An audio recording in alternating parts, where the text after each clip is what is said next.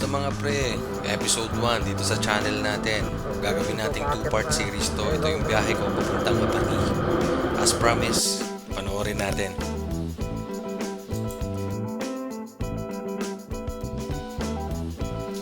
Siyempre, maaga tayo nagising. 1:30 AM, gising na tayo. At exactly 3 AM, paalis na ako ng bahay. So ano ba yung mga pinaghandaan natin sa biyahe na to? Siyempre, hinanda natin yung motor, right? Change oil, CVT, lahat chinek natin, gulong. Tapos syempre, make sure na dala natin lahat ng kailangan nating gamit. Okay? Alright, so gas up muna bago umalis sa labas ng palato ng subdivision. Ready to go na tayo. Alright. Excited na ako sa mga time na to.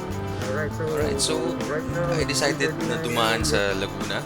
So, Binyan. And then, syempre, lalabas tayo ng Muntinlupa sa service road. Napakaagang traffic. Bad trip. Merong ginagawang construction sa daan na to. So medyo gapang sa mga oras na to. And of course, paglabas natin ng service road, C5 road na tayo. Right? So, medyo hype pa ako neto. And then, nung malapit na ako sa Eastwood, I then realize na may naiwan akong gamit na napaka-importante. Right? Okay, so sobrang bad trip. Siguraduhin dala lahat ng gamit, diba? Naiwan ko yung cellphone ko. Sobrang lungkot, nakaka-bad trip. Parang ayoko nang pumunta. Pero, in-encourage naman ako ng misis ko, go lang, ituloy mo yan. So, yeah, tinuloy ko. Alright. Sad music pa more. So, I'm back at Square One. Ayan, dito tayo sa Cavite ngayon ulit, GMA. Probably dadaan ako ng Bacoor kasi kaninang umaga merong ongoing construction doon sa service road. So, malabo din. Kaya malamang sobrang traffic din ngayon. Alam niyo naman yung service road. Sad music, please. Sa totoo lang, napakalungkot ng time na to. Pero, syempre, back to the ball game na naman. Alright, so, tuloy ang laban, tuloy ang biyahe. Let's get it on. So, Bacoor City na to. And then, service road sa kabilang side.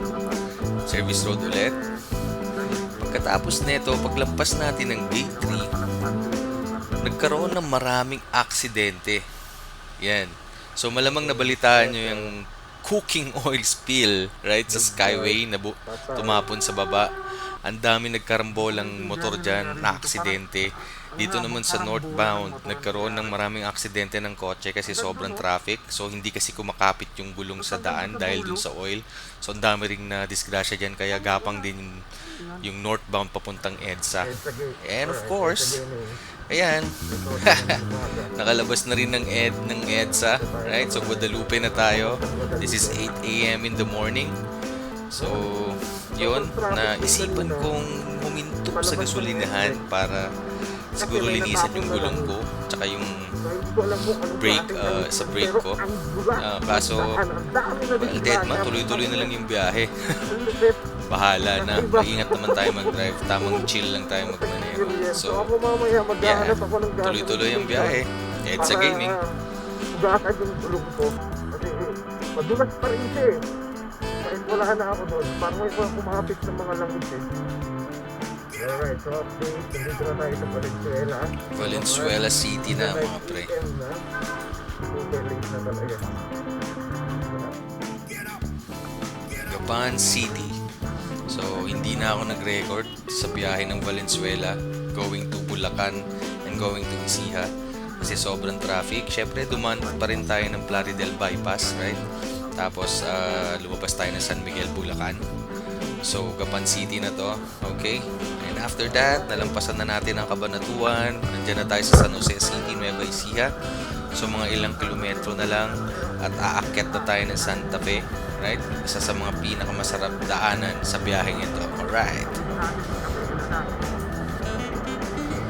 Sa mga panahon na to, sumasagi pa rin sa isip ko yung panghihinayang. Right? Na sana, kung nagtuloy-tuloy akong bumiyahe noong 3 AM, Sana malayo na yung narating ko. Baka nga nalampasan ko na yung Santa Fe. Pero wala, bumalik tayo ng Carmona. Kailangan natin yung cellphone. Very important device na kailangan natin dalhin sa biyahe. Hi!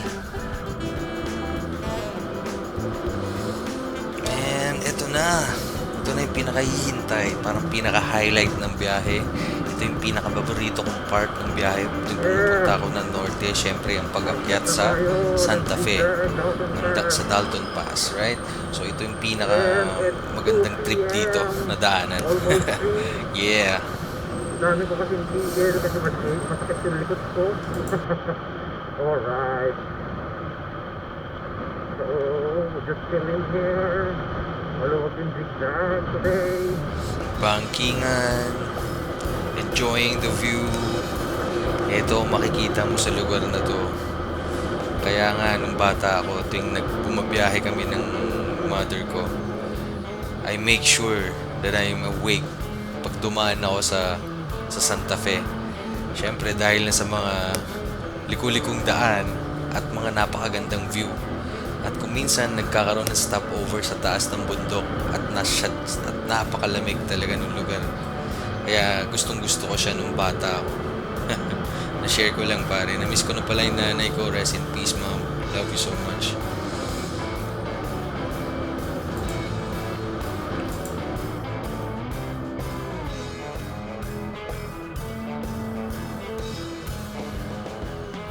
So, itong mga time na to, paahon pa tayo ng paahon. Right? So, may mga minimal lang na traffic sa pag-akyat na to. Ito yung kagandahan. Pag hapon ka bumabiyahe, paakyat ng Santa Fe, wala ka masyadong kasabay. Although meron, pero minimal lang. Right? So, sa video, medyo ingat tayong overtake, no? Lalo na sa truck. Lalo na't nasa kurbada tayo. So, dahan-dahan lang, hinay-hinay lang. Okay, silip-silip. Silip-silip. And it's clear. And let's go! Yun ang tamang pag-overtake. Huwag tayong sugod ng sugod, lalo na sa mga corners. Alright? So, kailangan mag-ingat. Chill lang kasi malayo yung biyahe at wala kang kasama. Alright? So, tuloy-tuloy lang ang pag-akyat natin. So, hindi na muna ako kumain sa part na to kasi mataas pa yung energy ko. Ayan. So, mayroon na namang ongoing traffic. Yan. So, may madidiscover akong diskarte rito, no? I think mga lokal to. Ayan. So, medyo illegal gaming, right? Na-overtake nga niya naman lahat ng mga truck. So, syempre, ako naman, kinaya ko, syempre, di ba? Para makalampas agad. Alright. So, tuloy-tuloy ang biyahe. Paakyat pa to. So, uphill pa lang tong mga time na to. Akyatan blues. Right? So, medyo hirap yung sasakyan natin. Medyo hirap yung motor. Ayan. So, tuloy-tuloy na bangkingan. Tuloy-tuloy na akyatan. No? So, sana naakyat nyo na rin to. I'm pretty sure naakyat nyo na to. Mas maganda kung nakamotor kayo kasi sobrang ganda talaga ng lugar. Akyat ng mga time na to. At yun nga, merong konting construction, no? Sa taas ng bundok. So, may part ngayon sa Santa Fe na one way. Right, so medyo matagal kami naghintay dyan. It's like 30 minutes bago kami gumalaw. So, it's our turn. Alright, so tuloy-tuloy lang. Yan, may mga nakakasabay rin tayong nakamotor. Ito yung bumira ng Gedli kanina. And after that construction, downhill na tayo. It's my favorite part. Pag nandito ako sa Santa Fe, yung downhill. Kasi medyo smooth yung daan dyan. Medyo espaltado. Right? Tapos wala tayo masyadong kasabay. Alright, so medyo pumanking-banking tayo at medyo nasarapan tayo dito. Alam yan ng mga nakamotor. Ito yung mga paboritong part natin. Pero syempre, ingat-ingat lang, right? Kasi solo lang tayo nagmamaneho. Pag madisgrasya tayo, wala tayong kasama. Right, so chill ride lang tayo. Okay, so tuloy-tuloy lang to, downhill. Yeah. Alright. Up. Rekta. Banking. Alright. Outside, inside. Outside, inside. Alright. Ito yung mahabang part. Yeah. Sarap, pare. Tas sobrang lamig pa dito. Kaya sarap talaga, solid. so after ng mahabang akyatan, ahunan, bangkingan, ayan, nakarating na rin tayo sa Patag, right? So, itong part na to, I'm not sure kung Bayongbong na to, but it's already in Vizcaya. At yung bundok na yun na yung bundok na humahati sa Vizcaya at saka sa Isabela. So, pag umakyat ka ng bundok na yun, baba mo, Port of Isabela na. So, tuloy-tuloy lang ang biyahe. And yeah, ito na, malapit na tayo. Pag nakita mo na itong tulay na to, malapit ka nang umakyat dun sa bundok. Another big jump to. It's 6 p.m. It's now 3 p.m. Ang tinatakbo natin is 444 kilometers. And we're 2 hours and 49 minutes away from the Tuguegarao City. Alright, 2 hours away na lang. Oh my God, medyo tumidilim na dito sa lugar na to. And I think medyo ititigil ko na rin yung pag-video ko rito kasi medyo matraffic sa part na to. At lubak na lubak yung mga daan. So, I think nag-continue na lang ako ng pag-video rito nung nandun na ako sa may Cordon, Isabela.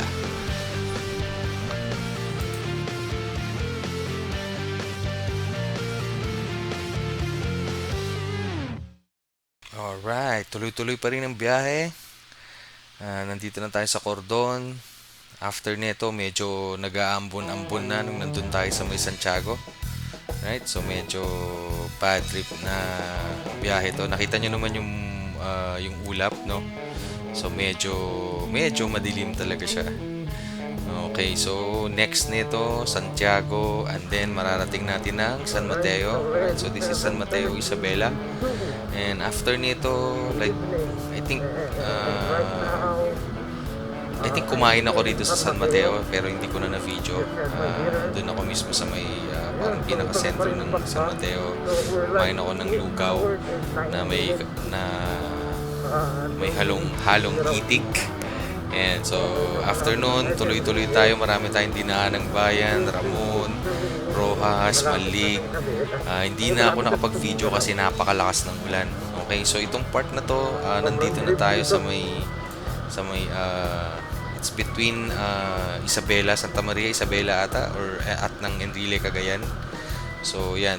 After nito, madadaanan ko na yung Enrile, no?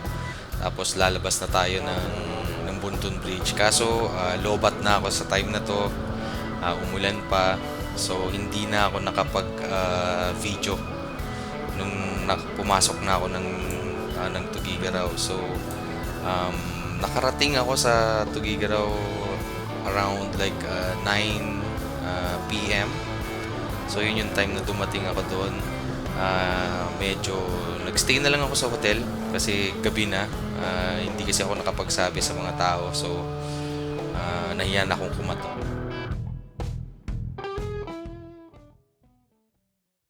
There you have it, guys.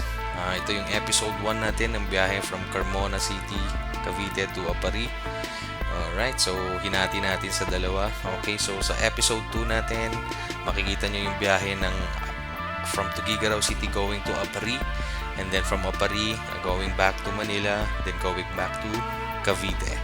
Alright, so maraming salamat sa pagsama, sa paglalakbay na to. Sana na-enjoy nyo yung video, yung biyahe. At sana pumunta rin kayo sa mga hindi pa nakakapunta rito. Dalaw lang kayo. Maraming salamat sa inyong lahat. Maraming salamat sa panonood. At mag-ingat tayong lagi. At mahal na mahal kayo ng Diyos. Peace out.